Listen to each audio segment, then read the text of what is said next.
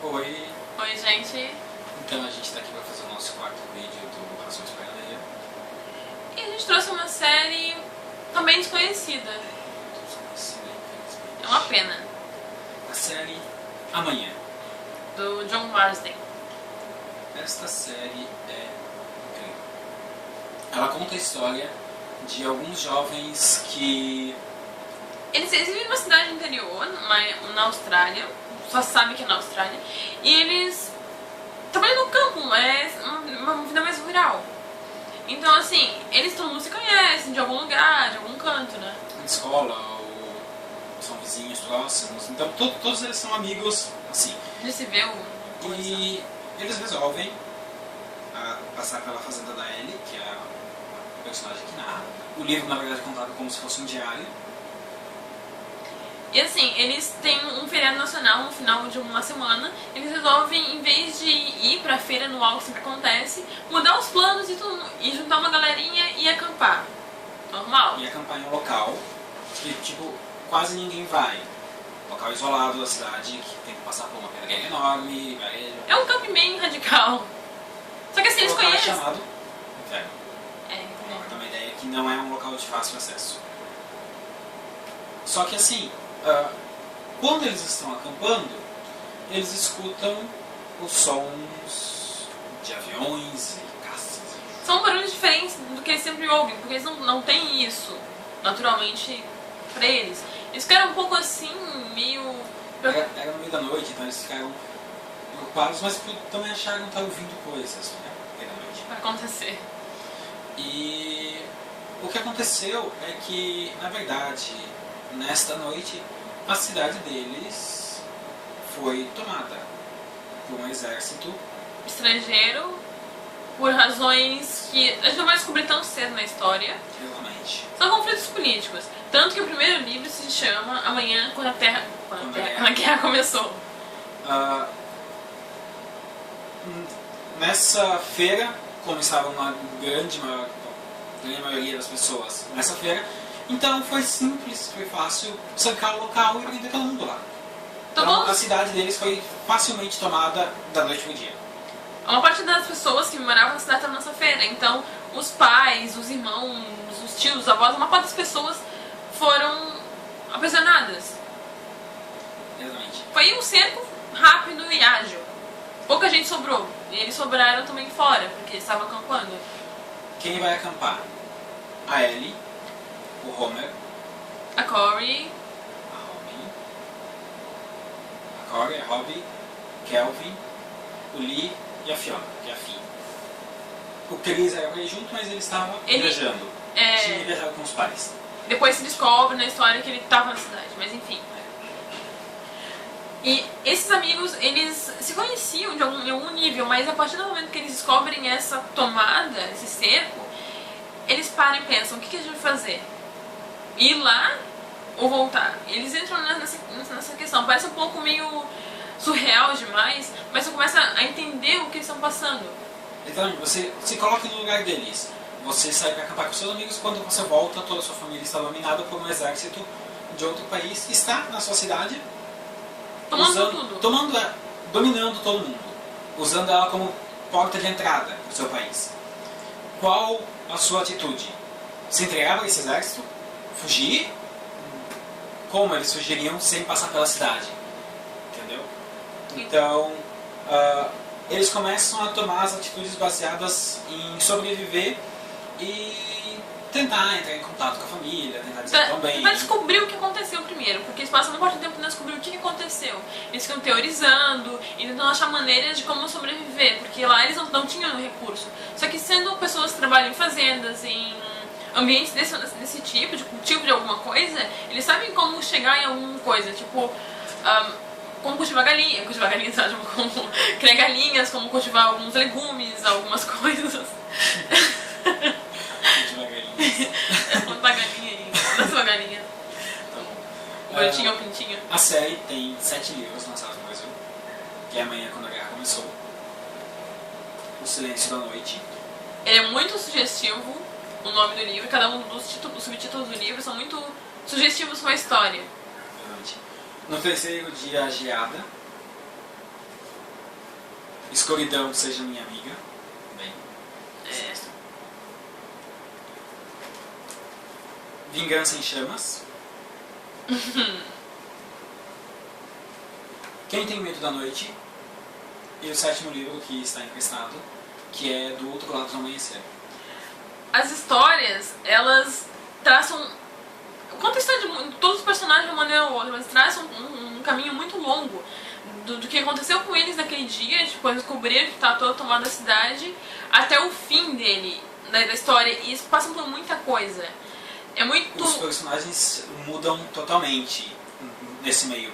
Mostra como a guerra modifica as pessoas. Devido às coisas que eles passam, eles mudam totalmente. Sabe?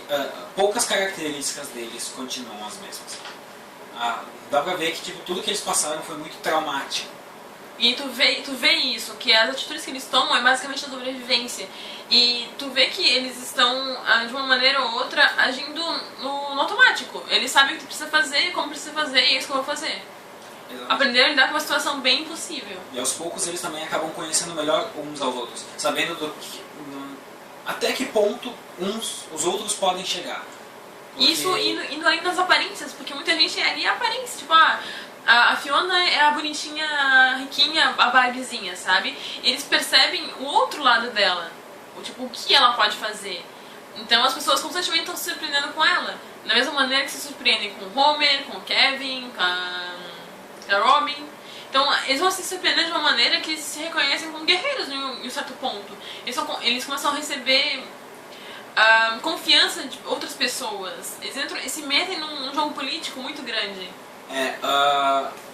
Não dá pra contar demais, porque a série ela tem um ritmo frenético.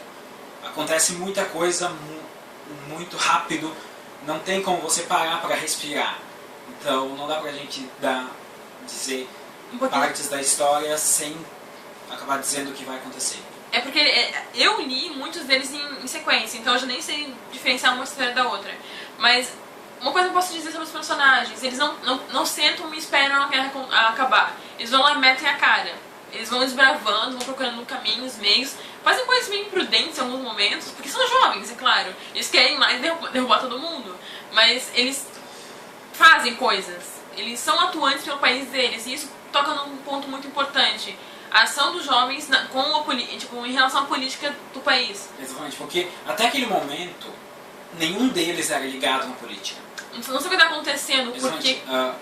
Toda essa questão da invasão e tudo, já tinha, você vê ao longo dos livros, que já tinha um pré-lance, já tinha rumores coisas acontecendo. E coisas que podiam acontecer. Mas nenhum deles era ligado à política. Isso é uma crítica aos jovens atuais que não se interessam em nada pela política. E não é só pelos australianos, porque é uma história australiana e por isso que eu acho que quase ninguém conhece. Mas é uma crítica para toda a sociedade, porque no Brasil, tu vai olhar, os jovens também não estão nem aí pra política. O primeiro livro foi feito filme. Ah, é verdade. Só que o filme eu não gostei muito não. É que assim... É um filme baseado. Ele é baseado. A história que mostra no filme é fiel à história que mostra no livro, mas com muitas partes faltando. Porque é um pedaço, na realidade. Tipo, o filme representa um pedaço da história do livro, porque falta bastante coisa, mas as partes que passam são super fiéis. Então eles podem dar uma ideia do que é o livro, apesar que o livro é muito... O livro é o livro e o filme é o filme. Tem a outra série, As Crônicas de Ellie. Ah, é verdade. Que não foi trazida para o Brasil, infelizmente. São 3 crônicas, se eu não me engano. E conta o que acontece com a Ellie, que é a personagem que narra a história, que guardou os diários, na realidade. E ela acontece coisas diferentes com ela, coisas que a gente ficava meio apreensivo no último livro. Meu Deus, mas o que vai acontecer com essa garota? Como vai ser o futuro dela, sabe? Porque o final foi tão... Tu sente até uma nostalgia no final, porque tu acha que vai acontecer, vamos ficar todos juntos para sempre, e isso te quebra. O final ele é muito...